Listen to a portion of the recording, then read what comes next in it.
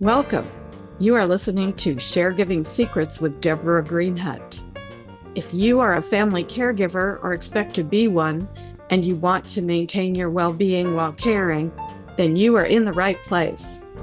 We need to invent and reinvent family care, and together we're going to do it. My big idea is rational caregiving, and my motto is, let your brain lead your heart. Caregiving Secrets, because friends don't let friends be caregivers alone. Let's do this. All right, welcome to today's conversation with Mark Steven Porro, the author of A Cup of Tea on the Commode, My Multitasking Adventures of Caring for Mom, and How I Survived to Tell the Tale.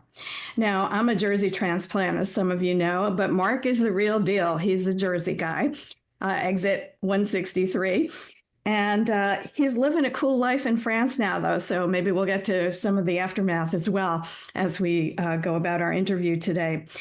In his book, Mark takes us on a humorous, heartfelt, and brutally honest ride through the world of family caregiving.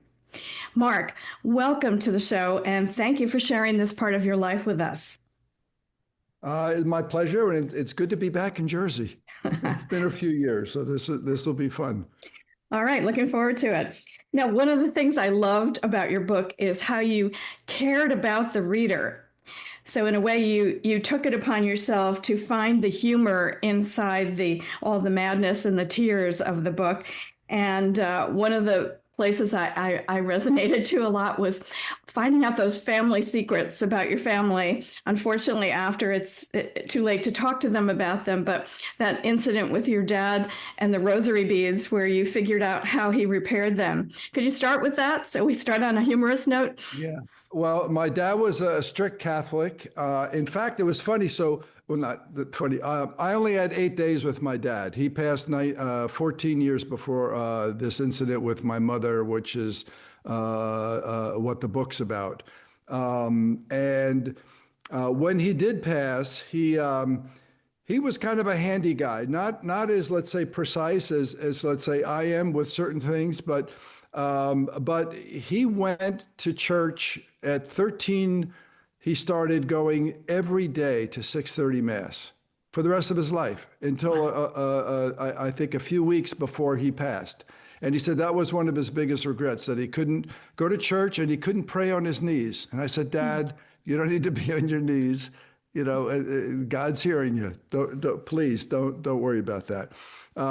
So when he passed, he had 6 children. The first 5 all went to parochial school for some time. Some people went all the way through 8th grade. My brother and I were the last in, I guess, Mount Carmel, and we got out. I called it out after 3rd grade, and my brother at 5th grade. But we all had, you know, the church and the rosary and all the prayers pretty much tattooed on our brains. But when my dad passed, my sister lived about an hour and a half away, and she was the only one not present. And I would not let the funeral home take Dad away without Carol having her chance to say goodbye. And there's kind of a funny thing, but Carol's very emotional. I said, please, you do not want to face her if she misses this opportunity. And so while we waited for about an hour and a half, we surrounded my dad and we recited the rosary, which we thought would make our strict Catholic father happy. Now, at this point, the 3 girls were all born again Christians, so they kind of left the Catholic Church. I was probably lapsed Catholic. One brother was still somewhat, and then another brother, I think, was still going to Mass. And so we tried to do the rosary, and luckily my oldest sister, who was in, I guess, the parochial school the longest, led us, and the rest of us stumbled through. And because, you know, the prayers are fairly easy, and we've been reciting these all our whole childhood. Anyway, it was difficult to get through them. And my brother counted the prayers on the rosary as we went through them, and Laurel luckily led us through. And then he gets to one of the beads, and it felt really weird. And then he got to another one that he felt was a little weird. So he looked down, and the beads were replaced by drops of hot glue. And that was my dad. Hot glue and duct tape were his go-tos for almost anything.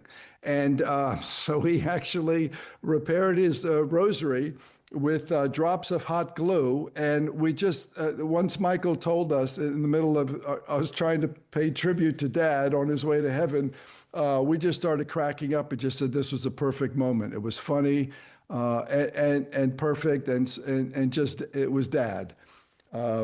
And so hopefully he forgave us for stumbling through all these prayers. But I think he had a pretty good send-off. Yeah, that sounds terrific. I could just picture it, because in those last moments of someone or the aftermath, we often turn for something solemn, and sure enough, somebody often breaks the deal there, or we discover something that is just too funny. We have to have a moment. So it really helps to remind us of all the parts of humanity, and not just the ending, which is often a sad thing. Now, I got a little bit ahead there. That's an ending I'm talking about, but I want to go back to the beginning of your book, which begins with the call.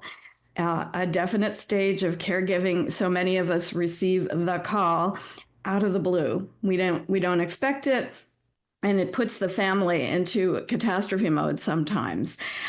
If you could go back to the moment before the call came, what would you tell yourself about the caregiving journey you were about to begin? Wow, that's interesting.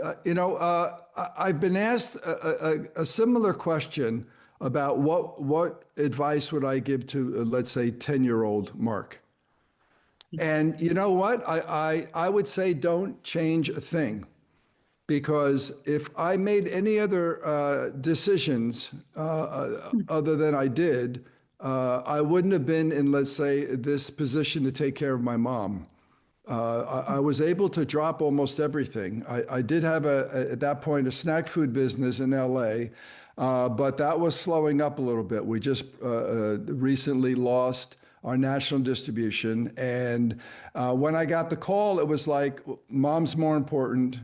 I can keep this thing alive if I can get back to LA every few months. And that's what I did. But as far as the caregiving, when we got the call, all 6 kids came home because we were on death watch, and hospice was called, and she was all meds and food were cut off, and the doctor said she's transitioning, so let her go. And I didn't really like that response, but my younger sister and I hung out with hospice and asked them to teach us how to care for our mother, and they were very generous, and we wanted to be hands-on as long as Mom wanted to stay around. We wanted to be the ones caring for her as much as we could.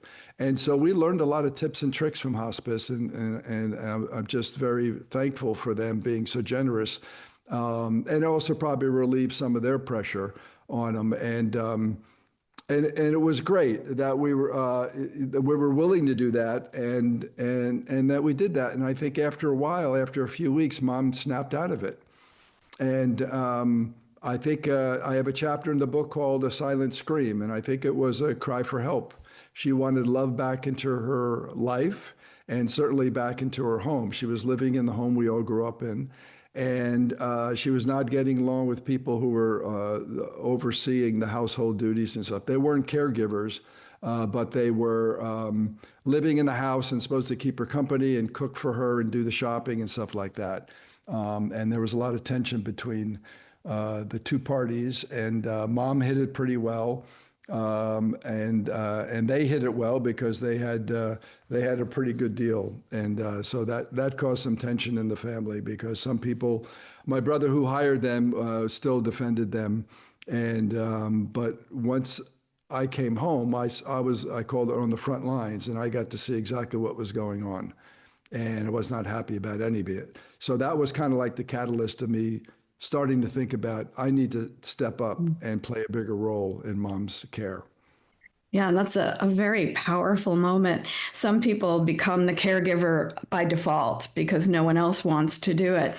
But when the family is all interested, but perhaps having dueling perceptions of what's the best thing, it can become difficult. But it sounds like your family figured out a solution, at least, to to work through those problems so that you could Yeah, all. I've heard a lot of horror stories. I Yeah. was very lucky. I happen to be the tallest child. I'm the fifth, so I'm not sure if that had something to do with it. But I was willing to do it, and my siblings luckily trusted me, and my mom certainly trusted me. I had a really good relationship with both of my folks, and so the caregiving thing seemed to be, to me, somewhat natural.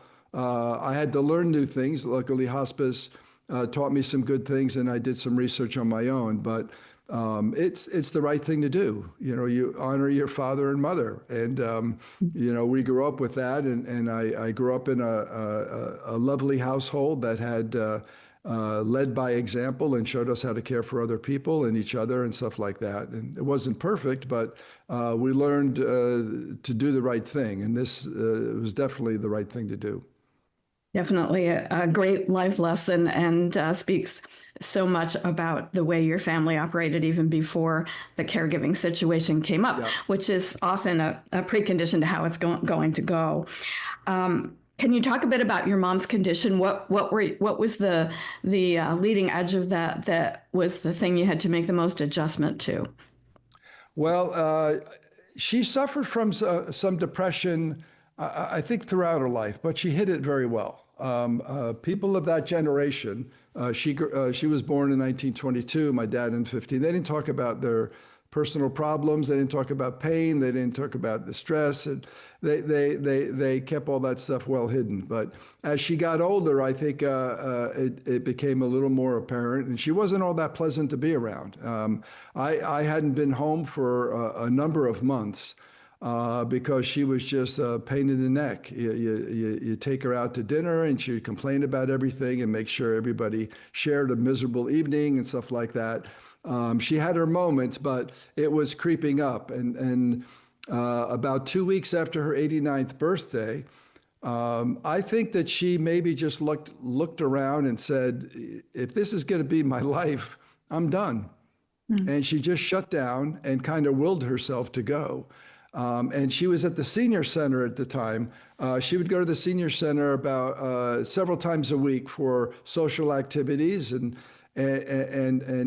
keep her mind active and her body active and stuff like that. So that was really good for her. But this one particular day, the senior center called up and said, come get her. We don't know what to do. She's just shut down. She's not in pain. There was no fall or anything like that. She just said, I'm done. And so Michael, my oldest brother, lived locally. So he picked her up and put her to bed, called the doctor. And that's when the doctor said, she's going, so let her go. And so I would say depression kind of led her there because there was no reason. And I questioned that in that call chapter. I said, this is what we had to do. And when I got there, I said, she was in relatively good shape still for her age. And she had a good life. The finances were never an issue, and she had 6 kids that loved her, and couldn't really explain it. But then once I was sitting in that house that used to be a loving, welcoming house, it was no longer. And so I saw the environment that could have led to her making this decision, and then the relationship with the people who were supposed to keep her company and take care of her was not happening and stuff like that. So I don't think it was one incident. I think it was just building up. And so once all the kids came back, she didn't talk. She barely opened her eyes, but she did respond to touch.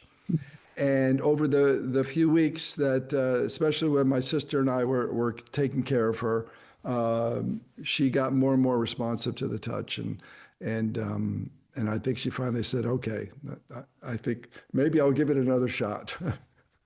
Yeah, there's a lot of resilience behind all that, but I think sometimes as we age, that loneliness becomes a real factor in any depressed feelings we might be having, and not being around your family and wondering why you're there is a pretty powerful thought.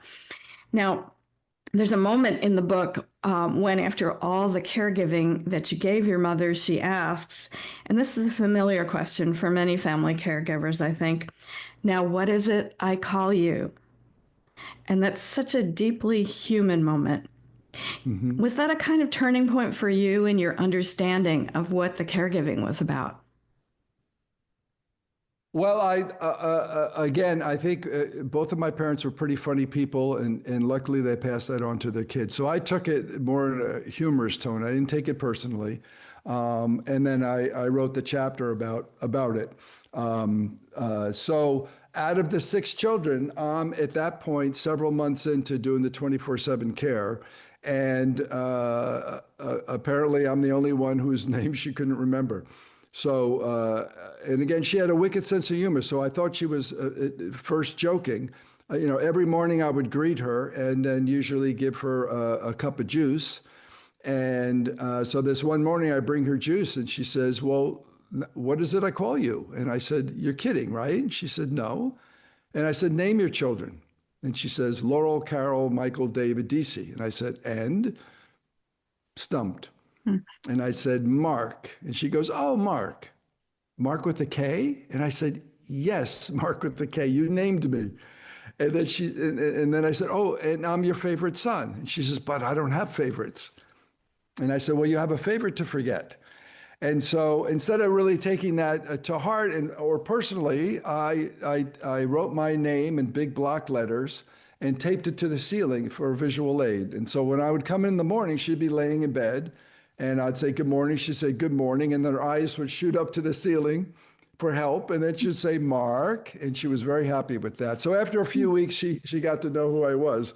But that was just part of getting old. She suffered from a little bit of dementia. She had some very interesting visions early on. And we had some lovely discussions throughout. It was a 3.5 year journey, is what I chronicle in the book. And during those times, I wrote all this stuff down because I was privy to some really special moments and some very funny moments that I didn't want my siblings to miss out on. So that was the impetus of doing all the recording. And then I shot videos and a lot of photographs, but mostly wrote down these conversations because some of them were just hysterical. So Um, so. very brave to recognize those things and record them, because I think that's what people miss the most. The last moments, what was going on? What, I couldn't be there all the time. What did I miss? Yeah. Now, you had mentioned in this conversation a little bit ago that the family who was staying to cook and be there for your mom, but not necessarily to be the caregivers, was not the right family to have chosen.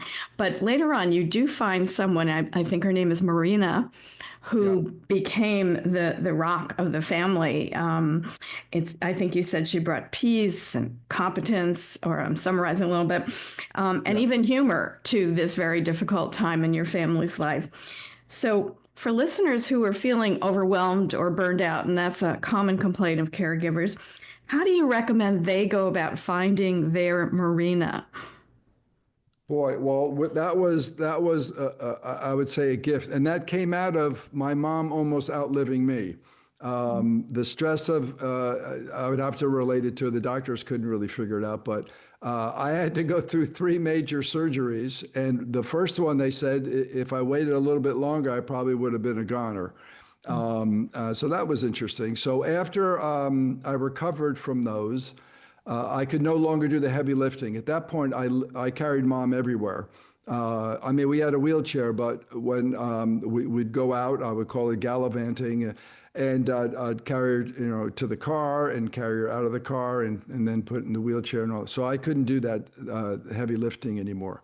And fortunately, while I was in the hospital, my brother had a client who he hired Marina for to do caregiving for her. She passed. So the timing was perfect. And I say it's a really interesting phenomena, whether it's serendipity or when you make a certain decision and it's the correct decision, it seems like the universe all comes together to support it. And making it easy for me to make the decision and come and care for my mom was one of those incidents.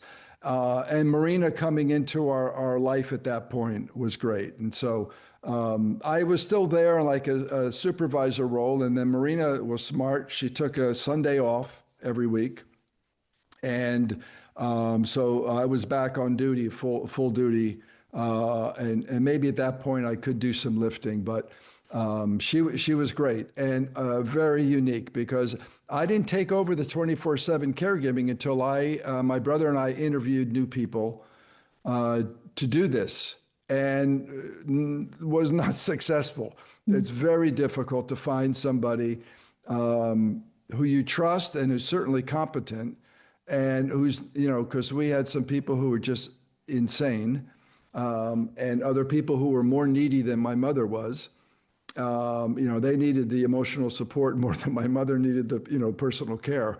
And so Marina was unique. And she was part of a group of a lot of, I think they were Central American caregivers that were fantastic at the job. But we were lucky to have her. And then after Mom passed, my brother's mother-in-law had Alzheimer's. And then Marina went to take care of Kay for a number of years. And so, yeah, she was great. And I don't know if she didn't speak perfect English, and I don't know if she understood me all the time, but we got along great because she had a good sense of humor. And she thought I was pretty funny. And so, of course, I'm going to love anybody who thinks that. And so we got along pretty well. And she was tough. I was very strict and I had a very high bar. So all my siblings were worried about how I was going to get along with Marina. So I watched her for a while. And there were some things I would have changed. And I did make some suggestions at some point. And she would take, I said, when I put my 2 cents in, she took only 1. And I said, well, that's not a great way to start. But I saw how dedicated she was. And my mom loved her. And so I yielded and said, she knows what she's doing. And we got along. We were a great team. That's fantastic. I know sometimes people don't recognize that the stress is creeping up on them and that they do need help. And in your book, you mentioned how it almost took you out before your mother, the stress of the situation. So there was a passage that really affected me. You said, no one is immune to the physical and emotional stress of 24/7 caregiving, not even those in denial like me. And the irony of it all, she almost outlived me. And I imagine many caregivers will be aligned with that statement because they just don't see it happening. So can you talk about how you recognized that the toll of caregiving was creeping up on you? Well, there were a few moments, the pros always say, and I got this out of my research, you got to take breaks. And there's a reason why on an airplane, they say, put your oxygen mask on first before you care for your loved ones or your children. You've got to be in good shape mentally, physically, and emotionally to take on this job. And when my younger sister and I were taking care of our mother, we did take breaks. We went out for walks and things like that because at that point, a hospice nurse was there. So we never left Mom alone. But those breaks were important. When I took it on full time, I said, I'm a guy, I can handle this, And then I knew there was going to be some stress. And one of the things, two important things I wanted to do early on. I wanted to return dignity to my mother, personal dignity to her, because I thought that was whittled away over the years with these other people. And maybe just being neglectful. As we get older, we don't really respect and honor our elders. And then I also wanted to return dignity to our house. So I renovated the entire house while I was there because Mom was like a baby. She slept a lot. And so during those sleeping hours, I would start tearing apart and renovating. So the first was the basement was an absolute disaster. So I got a lot of stress relief from ripping down walls and 2x4s and pipes and all kinds of stuff. And then when I redid the basement, I built a man cave because I knew I needed some stress relief. And I bought a rowing machine, and we had a treadmill, and I bought some weights and things like that. So I was conscious of it. But this thing that happened, it was kind of a shock. It was just this one particular day. It felt like I got shot in the stomach, and I ignored it. I said, "Oh, this is just whatever. I'm not sure what it was." And then I had a big fever that night, and it was June. and it was 90 degrees out. Humidity in Jersey was probably about 90%. And I was sleeping in full flannel pajamas with a hair dryer underneath my covers because I was so cold still.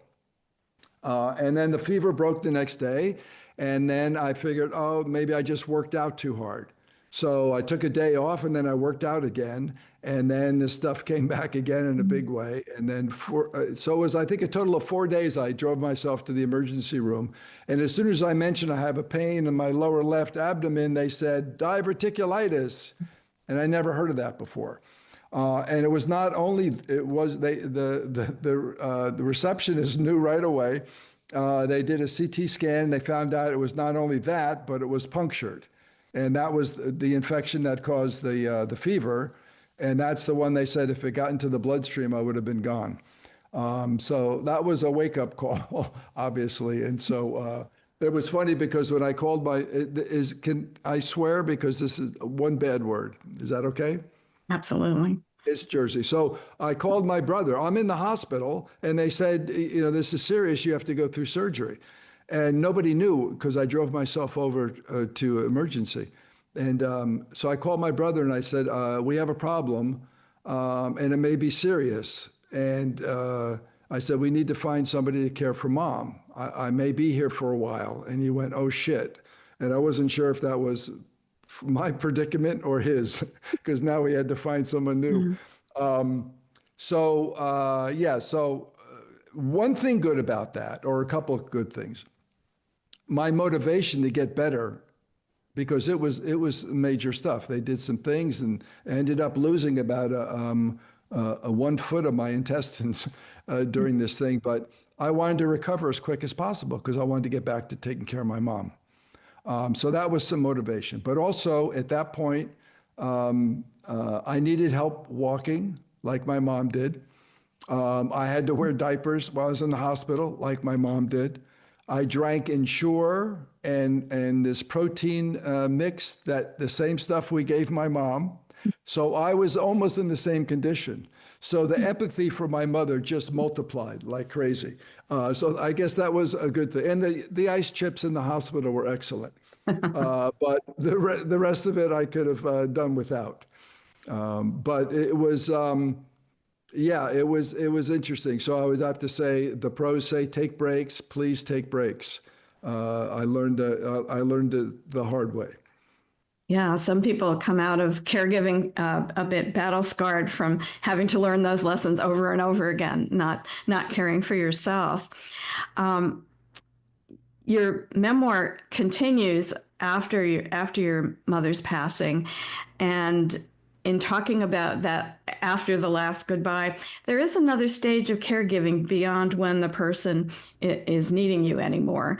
And a lot of people skirt around that issue and don't include it. But you said in, I think it's chapter 60, you said there was no time to register my heartbreak. That must wait. And many people describe the grieving part as the final stage of caregiving, when you have to re-enter the world again without your caregiving role, but with your caregiving emotions still very much intact. What was that aftermath like for you? Well, I'd have to say, again, being a guy, I think like I said, I tried to push this stuff away. There was no time for it because I was with my mom when she passed. And I was with my dad when he passed also. And it was, with my dad, I only had 8 days. So that was tough. But he went the way I think would be envious of others. He was surrounded by love and a family, and he was in his own bed in his house. And my mom the same way. And I don't think with either of my folks, we left anything unsaid. We shared a lot. I wish my mom shared more, but she, again, held a lot of her emotions to herself. And, yeah, I mean, that made the passing much easier for me. It wasn't really sad. It was definitely surreal. And certainly I was going to miss her and stuff like that. But boy, what a lovely way to go. She wasn't in pain, or maybe a little pain like the day before. I made a joke, again, we make jokes of these things, but for someone who wasn't all that excited about living, boy, she took a long time to go. It was like 5 days of just, and it was miserable because I stayed up for most of that. So she still wanted to hang, and we had, again, some lovely moments before she left. And then I think after the funeral is when I let it go. And then with the book, I'm very emotional, especially when it comes to family. I kept the notes, and whenever I would think about something, I would jot it down. But there's no way I could have written this book without some emotional distance. And I didn't really knuckle down and get to work until a couple of years later.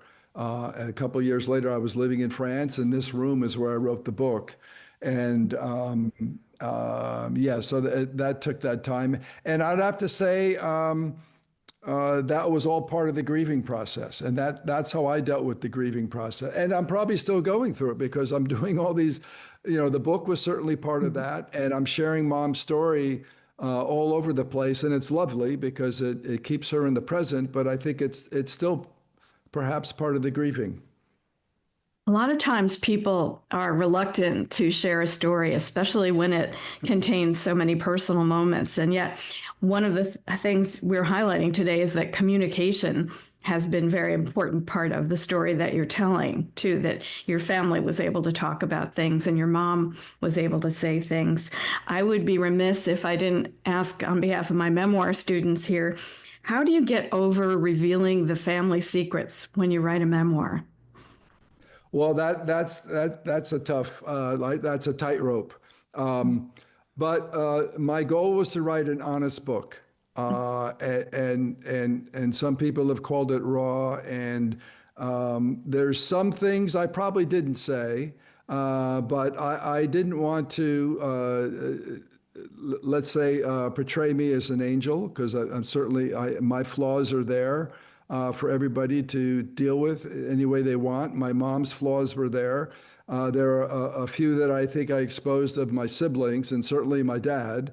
But there was, let's say, one incident with my brother, which is at the end of the book, was a very important incident for the three of us, because that's when I stepped in, I think, to protect my mom as a teenager. And it was a really important incident for the relationship between the three of us. And that was the one I really thought, I think, the most about whether I should include this or not. But it was at the end of the book when I think I painted a pretty positive picture of this brother. And I didn't think anybody was at that point go, oh my gosh. And nobody has ever mentioned it. Now, my brother, I've heard, though he has said some nice things about the book, he has, I think that incident stings him. And we were teenagers. It's over 50 something years ago. Yeah, when I released, because there was only one chapter I think I shared with anybody, because I'm the fifth kid. So the four above me all had memories and factual things that I needed to know about, especially my mom's past. So I reached out to them and got some really good stuff, especially for the chapter about my mother. And so the other stuff I didn't, and I was kind of warned from my memoir coach and other memoirists. They say don't, because of course they're going to chime in and say that's not how it happened. And my memoir coach was great. She said she has a sister who's also a writer, and when she writes a certain thing and her sister will say that's not what happened, and she says you're right, that's not what happened to you. It happened to me. And so I was privy to, especially with during this 3.5 years, privy to some things. And also in the past, because I was a very curious kid, and I got both of my parents to open up about things they probably were never comfortable opening up about. And a lot of that stuff's in the book, and more of it will be in the next book is going to focus more on my dad.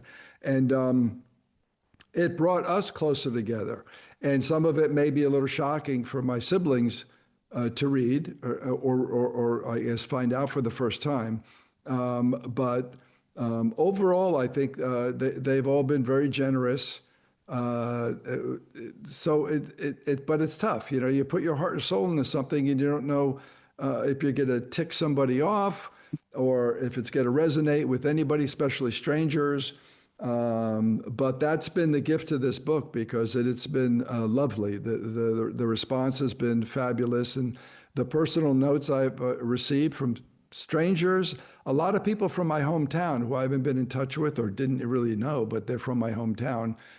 Some I haven't mentioned or talked to for over 50 years, and they're loving it because they knew my parents or they knew my siblings, and that stuff's been a lovely, let's say, consequence, a positive consequence of this thing, and sharing this story. But yeah, I think early on that was definitely something I worried about to see because again, it was published and out there before they read it. Mm-hmm.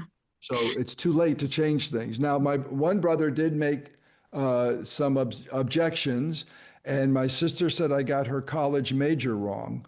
So when I did the audiobook, I corrected those. Mm-hmm. And then if I do a re-release, I've already made notes of things I would like to say in a better way, or there's certain words I go, oh, there should be a better word. You know, we're never finished. It's No. like, oh, I wish I said this. But I did, with the audiobook, I was able to make some things I think certainly read smoother. I read everything out loud anyway, but boy, when you're trying to record this stuff, there were points I stopped and said, who wrote this? You can't say that sentence. That's a horrible combination of words. It was terrible. So I was very critical of myself for that, going, oh man, this is tough. But I will tell you one thing good about, so the book came out on Mother's Day, 2023. And I couldn't do the audiobook for a while. I said, no way. Even books that or chapters that weren't emotional, I would just burst out crying and say, thank God I'm alone. So it was about 6 months later I could do the audiobook or knuckle down. That's where all my acting experience came into play. And so while I'm doing it, I had about 6 months to reflect on the book and what I thought about it and how my point of view may have changed on certain items and stuff like that. And this was a really fun one. So if you read the story or you hear the story, it seems like I went back to rescue my mom. And in a sense, I did. Mm-hmm. But upon reflection, I think that mom actually rescued me. Mm-hmm. And that was just a wonderful revelation because she gave me an opportunity to do something really important in my life. I've done some good things and I've accomplished some nice things in my life, but nothing that came close to how important this was.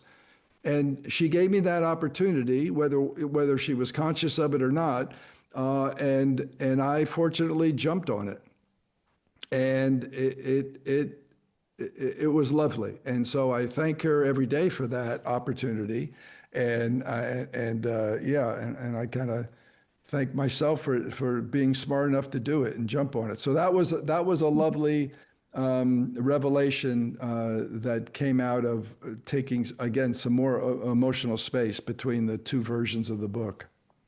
Yeah, I was really touched by many of the reviews I read of your book. And the one that really got me was tears kept me from finishing this book sooner. And I can share that I had a similar kind of experience. I had to put it down sometimes and just let my feelings go through. So it was both joyful and so very poignant to read the book. So I compliment you on plowing through a lot of really difficult material to get to have something that we could hold on to, a narrative that is really useful for caregivers and also very freeing, I think, for you to have this whole story intact in a place where others can learn from it. So let's shift gears a little bit. You changed diapers, you argued with hospice nurses, you survived grain moth invasions. I don't even know what those are. And yes, you made a cup of tea. You don't want to know. I don't want to know.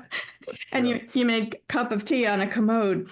If caregiving were an Olympic sport, what event would you win gold in? And what do you think the opening ceremony would look like? Wow. I think patience if there was let's say, because I learned patience, the three important lessons I learned were patience, unconditional love, because at that point I had no children.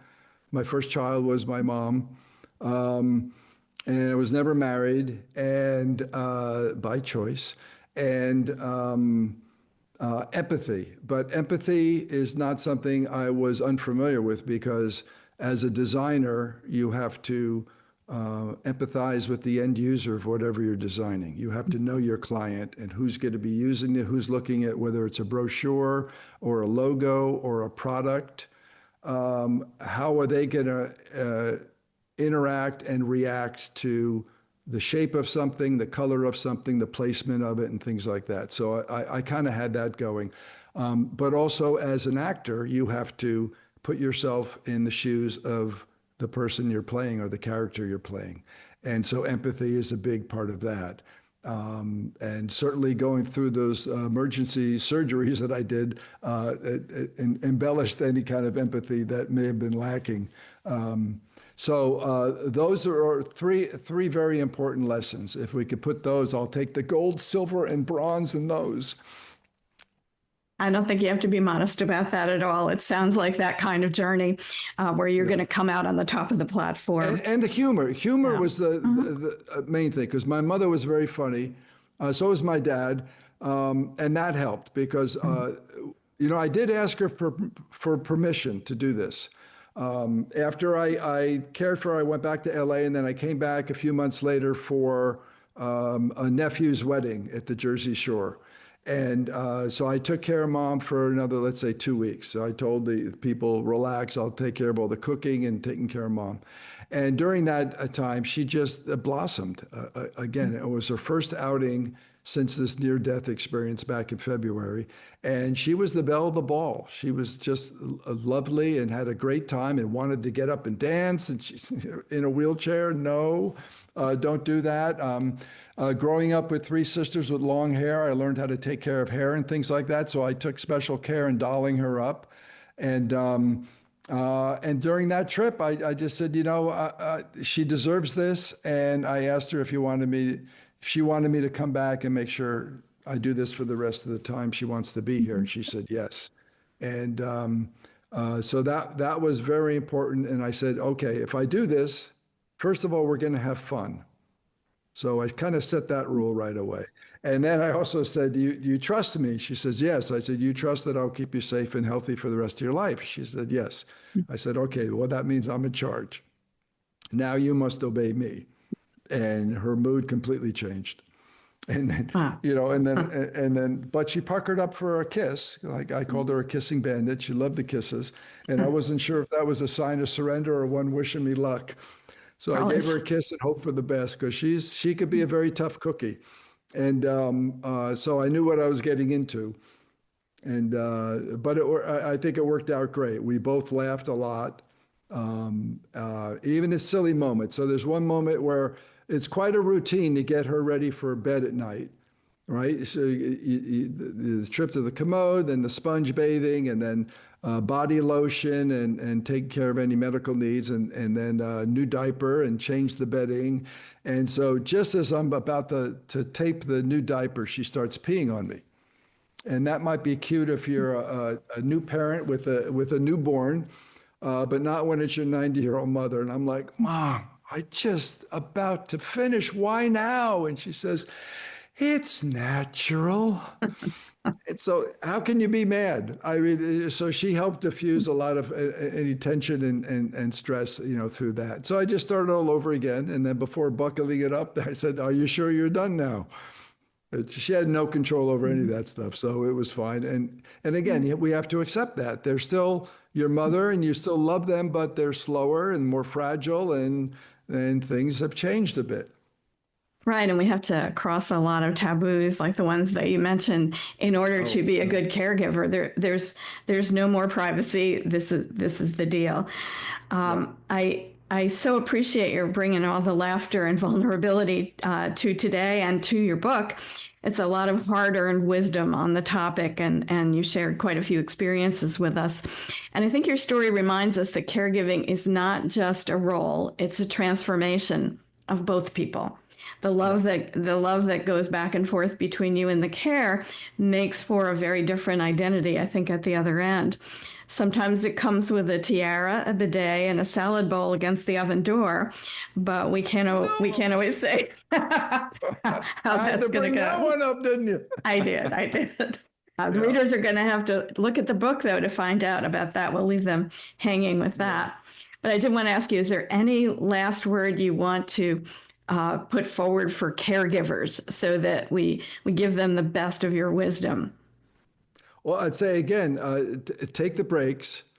Don't take anything personally. I don't know what, I was very fortunate. I had a good relationship with both folks. Some people had, they had mother issues, and I can't imagine how difficult, well, I can kind of imagine how difficult that would be, but it's our parents, and they put up with us if we were fortunate enough to have them as long for at least 18 years. And they deserve, the respect and the love, all of that we can give them. With my mom, I said, she deserved to be treated like a queen, and I tried to do that. And I think it's interesting because it's still probably 60-40 that the caregiving falls on the daughters and the wives and the women of the family. We're catching up, but I took, I think, more of a romantic approach, and that's what might have helped with my relationship with Mom, because another lesson that I learned is wanting to feel pretty doesn't end with age. And when I did, there's a chapter called Day of Beauty, and I won't go through the whole thing, but when I did that for my mom, I didn't think it was that big of a deal until she looked at herself in the mirror.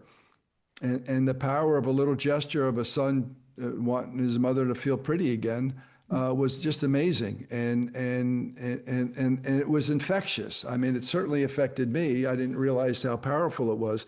But everybody that saw Mom saw how happy she was, and she was pretty. And I don't know the last time she looked in the mirror or the last time she looked in the mirror and liked what she saw. But that day she liked it, and it was great. That is a beautiful gift to give your mother or anyone else who is in that situation, because one of the first things that falls away is our self-esteem and who we're about as we start to weaken from an illness. So good on you. I want you to also tell our listeners where they can find your book. Well, I would, Amazon's the safest place to go. They have all 4 formats. So it's in paperback, ebook, large print paperback, and also the audio book. Barnes & Noble, I think, just has the large print for some reason. I don't know. It's on Kobo. It's on a bunch of other things. But those are the safest places to go. But our distributor has them in languages. I mean, they're not translated yet. We're starting to get foreign language translation going. But it's in stores all over the place. So I don't know what language. It's really interesting. So around the world, and I've heard from some people in other countries, and they've bought the book. Australia, New Zealand, Spain. I'm not sure if Japan or not, but China is the first ones who are translating it. They bought the rights to do that. So they've got a few readers over there. So that could be kind of exciting. We'll see. Yeah, delightful to share all this wisdom around the world. I think the problems of caregiving can translate easily into another language because it's a very universal experience. So I'm glad we have this guide and narrative about what it's really like, so that people have a chance to regroup a little bit, because most of us don't think about it until that call comes. Yep. And then it's a very difficult thing to learn on the fly. But kudos to you for doing that, and also for sharing this beautiful story with us. And I thank you very much for being my guest today. Well, my pleasure. So again, I get to share Mom's story, and that keeps her in the present. So that's your gift to me. So I appreciate that. Thank you. Thank you for joining me today on The Caregiving Secret. You can dive deeper by picking up a copy of my pamphlet, Non-Negotiables for Caregivers. Go to my website, deborahgreenhut.com, and click on the link for Non-Negotiables for Caregivers. Until next time, keep sharing, keep caring, and remember, you're not alone on this journey.